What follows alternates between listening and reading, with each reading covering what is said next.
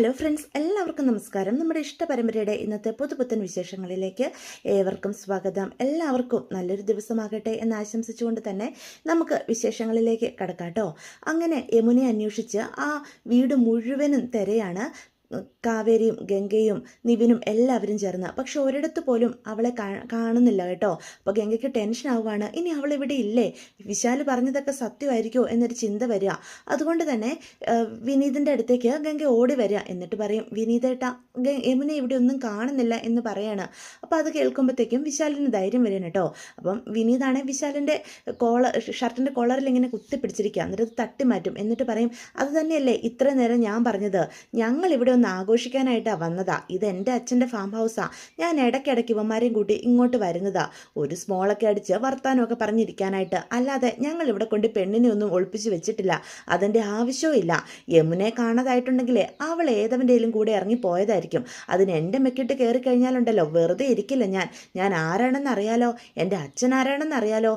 എൻ്റെ അച്ഛൻ തന്നെ നിങ്ങൾക്കുള്ള ശരിയായ ശിക്ഷ നൽകിക്കോളും എന്ന് പറയാം. ഇത് കേൾക്കുമ്പോഴത്തേക്കും അവിടേക്ക് വന്നിട്ട് നിവിൻ പറയും, ഹോ, നിന്നെപ്പോലെ ഒരുത്തിന് എങ്ങനെ എൻ്റെ കസിനായിട്ട് ജനിച്ചുവെന്ന് ഞാൻ ആലോചിക്കുന്നത്. എന്തൊക്കെ പറഞ്ഞാലും നിൻ്റെ അച്ഛൻ പല നെറുകേടുകളും കാണിക്കുമെങ്കിലും ഇങ്ങനത്തെ വൃത്തികേട് കാണിക്കല. ഒരു പെണ്ണിനെ തട്ടിക്കൊണ്ടുപോയി അടച്ചു വെക്കുന്ന സ്വഭാവമൊന്നും നിൻ്റെ അച്ഛനില്ല എന്ന് പറയാം. അയാൾക്ക് ഇങ്ങനൊരു മകൻ തന്നെ ജനിച്ചല്ലോ എന്ന് പറയാം. ദേ, എൻ്റെ അച്ഛനെയോ എന്നെയോ പറ്റി ഒന്നും പറയാൻ നിങ്ങൾക്ക് ഒരു അർഹതയില്ല എന്ന് വിശാല് പറയാണ്. ഞാൻ പറഞ്ഞു, എനിക്ക് യമുന എവിടെയാണെന്ന് പോലും അറിയത്തില്ലെന്ന്. കോളേജിൽ വെച്ച് ഞാൻ അവളെ കണ്ടിരുന്നു. അതല്ലാതെ അവളുമായിട്ട് എനിക്കൊരു ബന്ധമില്ല. മര്യാദയ്ക്ക് ഇപ്പം തന്നെ ഇറങ്ങിക്കോ. എൻ്റെ ദേഹത്ത് നിങ്ങളെല്ലാവരും കൂടി കൈവച്ചതിനുള്ള ശിക്ഷ നിങ്ങൾക്ക് കിട്ടിക്കോളും. എടാ തയ്യൽക്കാരാ, ഇനി തൻ്റെ ജീവിതം ജയിലഴിക്കകത്ത് പോയി കിടന്ന് ഉണ്ട തിന്നാടാ എന്ന് പറയാൻ കേട്ടോ വിശാല്. ഞാനൊന്ന് വീട്ടിൽ ചെല്ലട്ടെ. എൻ്റെ അച്ഛനെ കൊണ്ട് തന്നെ എന്നെ ആവശ്യമില്ലാതെ ഉപദ്രവിച്ചതിന് തനിക്കൊക്കെ എതിരെ ഞാൻ പരാതി കൊടുക്കും എന്ന് പറയാം. ഇത് കേൾക്കുമ്പം പെട്ടെന്ന് നിവിൻ ചോദിക്കും, എടാ നിനക്ക് വില്ലേടെ ഒരു പെങ്ങള്, നിന്റെ ചേച്ചി രാഗിണിക്ക് ഈ അവസ്ഥ വന്നിരുന്നെങ്കിൽ നീ സഹിക്കുമായിരുന്നോ എന്ന് ചോദിക്കും.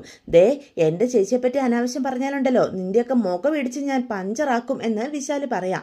അത് നേരെ നിൽക്കാൻ നിനക്കൊന്ന് സാധിക്കട്ടെടാ, എന്നിട്ടല്ലേ ഞങ്ങളുടെ മുഖം നീ ഇടിക്കുന്നത് എന്ന് വിനീത് അപ്പം പറയാൻ കേട്ടോ. അപ്പം നിവിൻ ചോദിക്കും, സ്വന്തം കൂടപ്പറപ്പിനെ പറ്റി പറഞ്ഞപ്പം നിനക്ക് പൊള്ളിയല്ലേ? അപ്പം ഇവരുടെ സ്വന്തം കൂടപ്പറപ്പിനെ പറ്റി നീ ഇത്ര മോശമായിട്ട് പറഞ്ഞ് ഇവരുടെ മനസ്സിൽ എന്തുമാത്രം വേദന ഉണ്ടാകും എന്ന് ചോദിക്കാം. ഇവരുടെ വേദനയൊന്നും മനസ്സിലാക്കേണ്ട ഒരു കാര്യവും എനിക്കില്ല.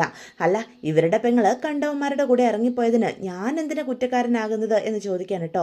പെട്ടെന്ന് കാവേരി മാത്രം അങ്ങോട്ട് വന്നിട്ടുണ്ടായിരുന്നില്ലേ. കാവേരി വീണ്ടും എല്ലാ റൂമുകളിലും യമുനയെ തപ്പുവാണ്. പെട്ടെന്നാണ് അവിടെ യമുനയുടെ ഒരു ബാഗ് കിടക്കുന്നത് കാണുന്നത്. അപ്പോൾ ഗംഗേച്ചി ആ വിശാലിനെ വിടരുത് ചേച്ചി എന്ന് വിളിച്ച് പറയാണ്. എന്താ കാര്യം എന്ന് അപ്പോൾ ഗംഗ കാവേരിയുടെ അടുത്തേക്ക് വന്ന് ചോദിക്കാം. അപ്പോൾ വീണ്ടും പറയും, വിനീതേട്ട എത്രയും വേഗം അവനെ പിടിച്ചു വെക്കുക എന്ന് പറയാം. ഇവിടെ തന്നെ ഉണ്ട് നമ്മുടെ യമുന, അവൻ അറിയുകയും ചെയ്യാം. അത് കേൾക്കുമ്പോഴത്തേക്കും കാര്യങ്ങളൊക്കെ കൈവിട്ടു പോയെന്ന് മനസ്സിലാക്കുന്ന കൂട്ടുകാർ പെട്ടെന്ന് അവരുടെ പിടിയിൽ നിന്ന് ഇറങ്ങി ഓടുവാണ് കേട്ടോ. ഇതേസമയം വിശാലിന് വിനീത് വട്ടം കയറി പിടിക്കണം. സത്യം പറയടാ, ഞങ്ങളുടെ യമുന എവിടെയാണെന്നാണ് ചോദിച്ചത്. നിങ്ങൾ കണ്ടുപിടിക്കുക, അവൾ ഇവിടെ ഉണ്ടെന്ന് വലിയ കാര്യത്തിൽ വിളിച്ചു പറഞ്ഞില്ലേ ഒരു കാവേരി, കണ്ടുപിടിക്കാൻ പറ എന്ന് പറയാം. അത് കേൾക്കുന്ന വിനീതാണെങ്കിൽ അവൻ്റെ കഴുത്ത് നോക്കി ഒന്ന് തിരിച്ചു വിടുകയാണ് കേട്ടോ. വിശാലാണെങ്കിൽ വേദന കൊണ്ട് കരഞ്ഞു പോവാണ്. ഇതേ സമയം അവിടെ എല്ലാം ഗംഗയും കാവേരി നോക്കുക. നമ്മളിവിടെ എല്ലാം നോക്കിയിട്ടും കാണുന്നില്ലല്ലോ, ഇത് അവളുടെ ബാഗ് തന്നെയാണോ എന്ന് ചോദിക്കുക. അതേ ചേച്ചി, ഈ ബാഗ് ആയിട്ടാ അവളിന്ന് കോളേജിൽ പോയത്, ഞാനത് ശ്രദ്ധിച്ചതാ എന്ന് പറയാം. പെട്ടെന്ന് നിവിനാണെങ്കിൽ അവിടെ കുറേ ചാക്കേട്ടുകൾ അടക്കി വെച്ചിരിക്കുന്നത് ശ്രദ്ധയിൽപ്പെടുക. അപ്പം അത് പതിയെ അതിൻ്റെ ഇടയിലേക്ക് നോക്കുക. ദേ, ഇതിൻ്റെ ഇടയിൽ യമുനയുണ്ട് എന്ന് നിവിൻ പറയാണ്. അത് കേൾക്കുമ്പോഴത്തേക്കും കാവേരിയും കൂടി ആ ചാക്കേട്ടുകളൊക്കെ മാറ്റുകയാണ് കേട്ടോ. അപ്പം അവിടെ ബോധരഹിതയായിട്ട് യമുന കിടക്കുകയാണ്. യമുനെ കാണുമ്പോഴേക്കും ഗംഗ ഓടിച്ചെന്ന് വിളിക്കുക. കാവേരി തൊട്ടടുത്തേക്ക് ചെല്ലുക. യമുനെ മോളെ കണ്ണു തുറന്നേ എന്നും പറഞ്ഞ് വിളിക്കുകയാണ്. പക്ഷേ യമുന കണ്ണു തുറക്കുന്നില്ല. പക്ഷെ വീണ്ടും കാവേരിയും ഗംഗയും കൂടി യമുനെ ഉണർത്താനായിട്ട് നോക്കും. പതിയെ യമുന കണ്ണു തുറക്കുമ്പോൾ തന്നെ കാണുന്ന തന്നെ നോക്കി നിൽക്കുന്ന നിവിനെയാണ് കേട്ടോ. നിവിനാണോ തന്നെ രക്ഷിച്ചത് എന്നൊരു ചിന്തയൊക്കെ യമുനയുടെ മനസ്സിലേക്ക് കടന്നു വരികയാണ്. വളരെ നന്ദിയോടെ യമുന നിവിനെ നോക്കുകയാണ്. പെട്ടെന്നാണ് ചേച്ചിമാർ തനിക്ക് ചുറ്റും നിൽക്കുന്നതൊക്കെ കാണുന്നത്.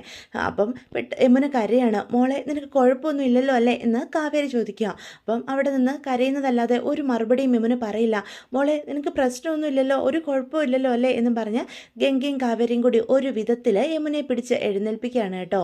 അപ്പം യമുനയുടെ അവസ്ഥ വളരെ പരിതാപകരമാണെന്ന് കാണുന്ന നിവിൻ വെള്ളം വേണോ എന്ന് ചോദിക്കുക. അപ്പോൾ വേണമെന്നുള്ള രീതിയിൽ തലയാട്ടുകയാണ്. പെട്ടെന്ന് അവിടെ നിന്നൊരു കുപ്പിയിൽ വെള്ളം എടുത്തുകൊണ്ട് നിവിൻ വന്ന് നമ്മുടെ യമുനയ്ക്ക് കൊടുക്കുകയാണ് കേട്ടോ. ആ സമയത്തൊക്കെ വളരെ ആരാധനയോടെയോ സ്നേഹത്തോടെയോ ഒക്കെയാണ് നിവിനെ യമുന നോക്കി നിൽക്കുന്നത്. ഇതേ സമയം കാര്യങ്ങളൊക്കെ കൈവിട്ടു പോയി എന്ന് മനസ്സിലാക്കുന്ന വിശാലിൻ്റെ കൂട്ടുകാർ ജയപാലിനെ ഫോൺ വിളിക്കുക. ഇത് ജയപാലങ്ങളല്ലേ വിശാലിൻ്റെ അച്ഛൻ എന്ന് ചോദിക്കുക. ആ അതെ, ആരായിരുന്നു എന്ന് ജയപാലൻ ചോദിക്കുക. അത് ഞങ്ങൾ വിശാലിൻ്റെ ഫ്രണ്ട്സ്. ഓ അവരായിരുന്നോ? അല്ലടാ, അവനെ വിളിച്ചിട്ട് കിട്ടിയില്ലേ? അവൻ ബാംഗ്ലൂർക്ക് പോയിരിക്കുക, അതാകും ചിലപ്പം ഫോൺ വിളിച്ചിട്ട് കിട്ടാത്തത് എന്ന് ജയപാലൻ പറയും. ഏയ് അതല്ല, അവൻ അങ്ങനെ കള്ളം പറഞ്ഞത് അങ്കിളെ, അവൻ ബാംഗ്ലൂർക്ക് പോയിട്ടില്ല എന്ന് പറയാം. ബാംഗ്ലൂർക്ക് പോയിട്ടില്ലേ? പിന്നെ അവൻ എവിടെയാ? അത് അങ്ങ് മാർത്താണ്ടത്ത് അങ്ങ് ജയപാലങ്ങളുടെ ഒരു ഫാം ഹൗസ് ഇല്ലേ, അവിടെയാ എന്ന് പറയാം. ഞങ്ങളും ഉണ്ട് അവൻ്റെ കൂടെ. നിങ്ങളും ഉണ്ടോ അവൻ്റെ കൂടെ?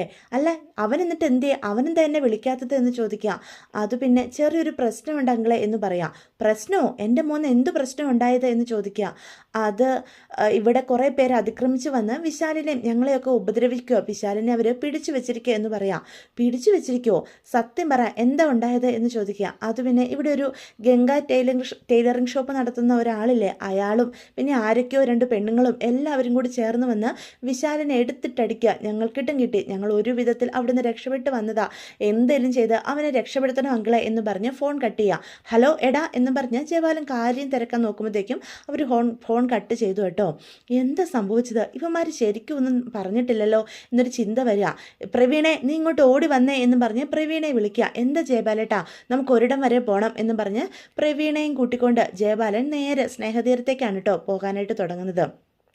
ഇതേ സമയം യമുനയും വിളിച്ചുകൊണ്ട് അവർ വരുന്ന കാണുമ്പോഴത്തേക്കും വിശാലനാണെങ്കിൽ തൻ്റെ സകല ധൈര്യം ചോർന്നു പോവുക. എന്താടാ, ഇതാണോ കണ്ടവരുടെ കൂടെ പോയി എന്ന് പറഞ്ഞാൽ ഞങ്ങളുടെ പെങ്ങള് എന്ന് വിനീത് അപ്പം ചോദിക്കുകയാണ്. എന്നിട്ട് വീണ്ടും വിശാലനിട്ട് എടുത്തിട്ടടിക്കുകയാണ് കേട്ടോ. എന്നിട്ട് വിശാലിനെയും കൊണ്ട് വണ്ടിയിലോട്ട് ഇടുക.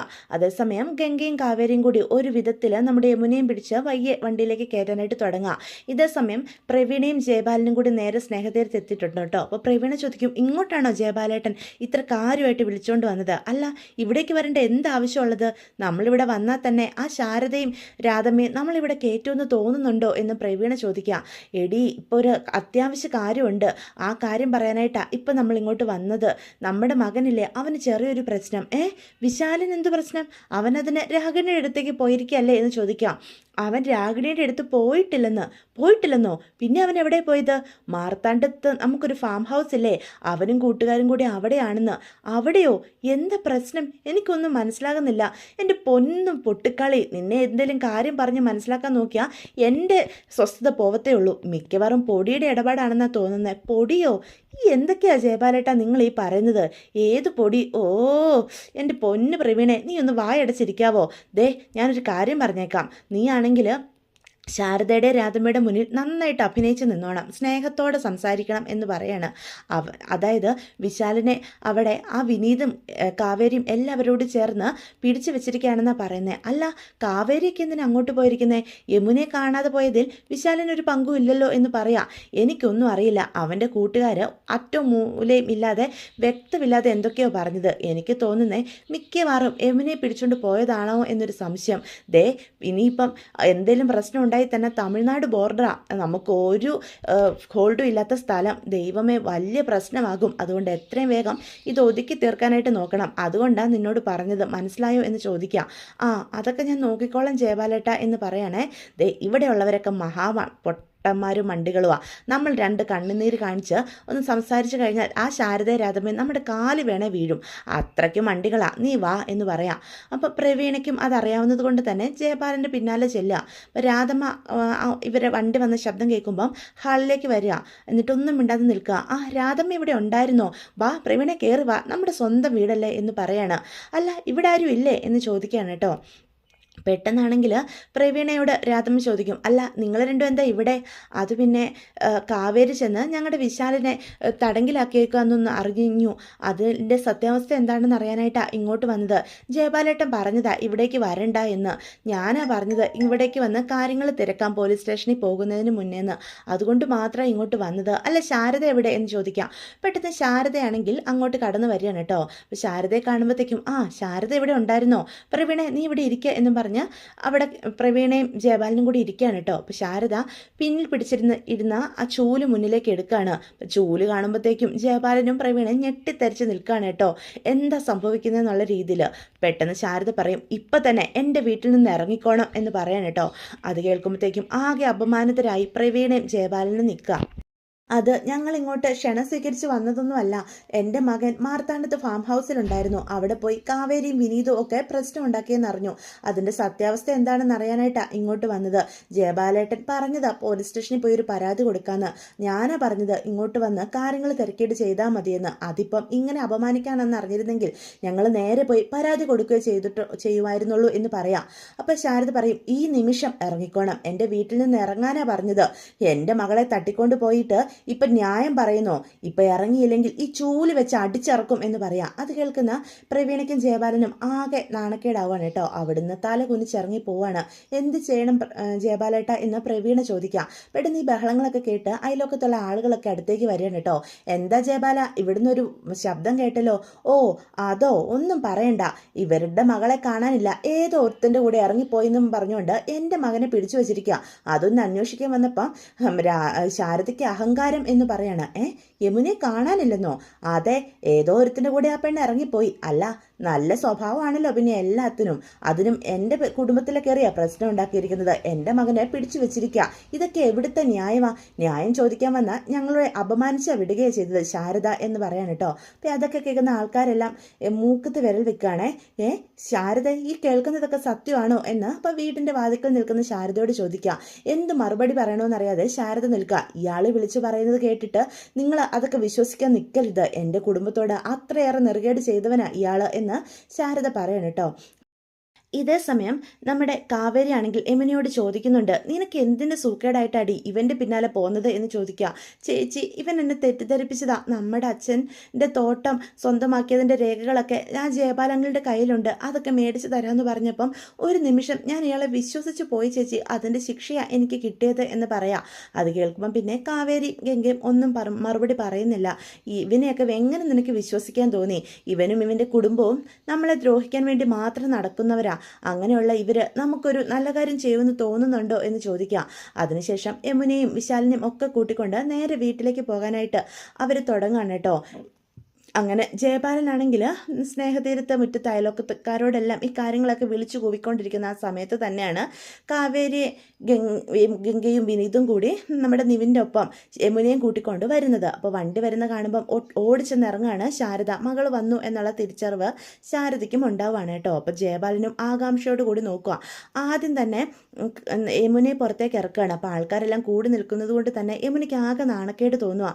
അപ്പം ആ മുഖത്തൊരു ഷാളങ്ങ് കവർ ചെയ്യാണ് കേട്ടോ നമ്മുടെ യമുന. സാരമില്ല മോളെ, മിക്കവാറും ആ ജയപാലൻ അവിടെ നിൽക്കുന്നുണ്ട്, അയാളായിരിക്കും ആൾക്കാരെ എല്ലാം കൂട്ടിയിരിക്കുന്നത് എന്ന് കാവേരി പറയാൻ കേട്ടോ. നീ സങ്കടപ്പെടണ്ട എന്ന് പറയാം. അപ്പം യമുനയ്ക്ക് ആകെ നാണക്കേട് തോന്നുക. ഓ വന്നോ, കണ്ടവൻ്റെ കൂടെ ഇറങ്ങിപ്പോയിട്ട് അവളെ വിളിച്ചുകൊണ്ട് വന്നിരിക്കുന്നു ചേച്ചിമാര് എന്ന് ജയപാലൻ നമ്മുടെ കാവേരിയെ നോക്കിക്കൊണ്ട് പറയാം. ദേ കൂടുതൽ പറയരുത്, അവളെ ആരും കണ്ടവന്മാരല്ല വിളിച്ചുകൊണ്ട് പോയത്, നിങ്ങളുടെ പുന്നാര മോന എന്നും പറയേ. പെട്ടെന്ന് നിവിനും വിനീതും കൂടി വിശാലിനെ ജയപാലൻ്റെ മുന്നിലേക്ക് കൊണ്ടുവരികയാണ്. വിശാലിൻ്റെ കോലം കാണുമ്പം ജയപാലൻ്റെയും പ്രവീണയുടെ നെഞ്ച് പൊടിയാ.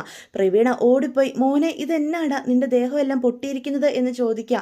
നീയാണോ ഇവളെ കടത്തിക്കൊണ്ട് പോയത് എന്ന് ചോദിക്കുകയാണ് കേട്ടോ. അത് കേൾക്കുമ്പോഴത്തേക്കും വിശാൽ പറയും, ഞാൻ ഇവളെ കടത്തിക്കൊണ്ടൊന്നും പോയതല്ല, ഇവളായിട്ട് എൻ്റെ കൂടെ വന്നതാ എന്ന് പറയാം. അപ്പോൾ കാര്യങ്ങളെല്ലാം കൈവിട്ട് പോവുക എന്ന് മനസ്സിലാകുമ്പം യമുനയും വിളിച്ചുകൊണ്ട് അകത്തേക്ക് കാവേരിയും ഗംഗയും കൂടി പോവുകയാണ് കേട്ടോ. അവരുടെ പിന്നാലെ ജയപാലൻ വിശാലിനെ ആയിട്ട് ചെല്ലാണ്. ദേ ഇതിന് നിങ്ങൾ സമാധാനം പറഞ്ഞിട്ട് ഇവിടെ നിന്ന് പോയാൽ മതി. എൻ്റെ മോനെ ഈ കോലത്തിലാക്കാനായിട്ട് നിങ്ങൾക്ക് ആരാ അധികാരം തന്നത്? ഇതിനുള്ള ശിക്ഷ നീ അനുഭവിക്കൂടാ എന്ന് വിനീതനോട് പറയാണ് കേട്ടോ. അത് കേൾക്കുമ്പോഴത്തേക്കും ശാരദ പറയും, എൻ്റെ മോളെ കടത്തിക്കൊണ്ട് പോയതും പോരാ എന്നിട്ട് ന്യായം പറയുന്നു എന്ന് ചോദിക്കാം. അത് കേൾക്കുന്ന വിശാൽ പറയും, അച്ഛ ഞാൻ ഇവളെ കടത്തിക്കൊണ്ട് പോയതൊന്നുമല്ല, ഇവളെൻ്റെ പിന്നാലെ വന്നതാ എന്ന് പറയാണ്, ഞാൻ വിളിച്ചപ്പം എൻ്റെ കൂടെ വരാൻ ഇവളോട് ആരാ പറഞ്ഞത്? ഓ, കണ്ട ആണുങ്ങൾ കൈയും കാലൊക്കെ കാണിച്ചെന്നും കരുതി ഉടനെ തന്നെ ഇറങ്ങി പുറപ്പെടാൻ നോക്കിയ നിന്റെ ഈ മകളെ എന്ത് വിളിക്കണം ശാരദ എന്ന് പ്രവീണും ജയപാലനും കൂടി ചോദിക്കുക. അത് കേൾക്കുമ്പം ശാരദയ്ക്ക് ഒരു അടി കിട്ടിയ പോലെ തോന്നുക. പെട്ടെന്ന് യമുനയെ ശാരദ തല്ലാണ്. എന്തിനടി ഇവൻ്റെ കൂടെ നീ പോയത്? ഇവരൊക്കെ നമ്മളോട് ചെയ്ത ദ്രോഹം മറന്നുപോയോ? നിന്റെ അച്ഛൻ മരിക്കാൻ പോലും കാരണക്കാരൻ ഈ നിൽക്കുന്ന കുടുംബമാണ്. അതൊക്കെ മറന്നുകൊണ്ടാണോ നീ ഇവൻ്റെ കൂടെ പോയത് എന്ന് ചോദിക്കുകയാണ്. തല്ലല്ലേ അമ്മേ എന്ന് പറയാം.